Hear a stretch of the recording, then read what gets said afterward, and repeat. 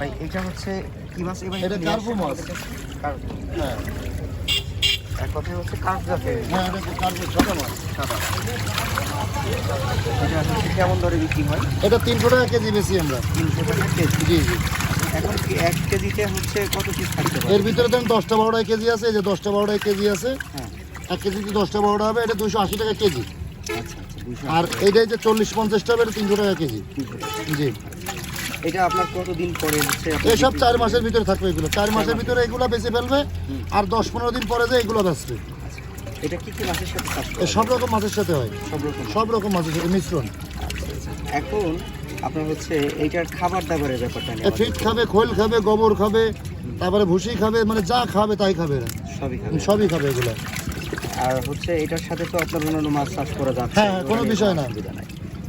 এইগুলা আমাদের দর্শক কিভাবে সংগ্রহ করবে? এটা এগুলো আমার কাছে যোগাযোগ করলে পাবে, কিংবা ডাইরেক্ট সরাসরি আমার কাছে এসে নিতে পারবে, কিংবা মোবাইলের মাধ্যমে নিতে পারবে এগুলো।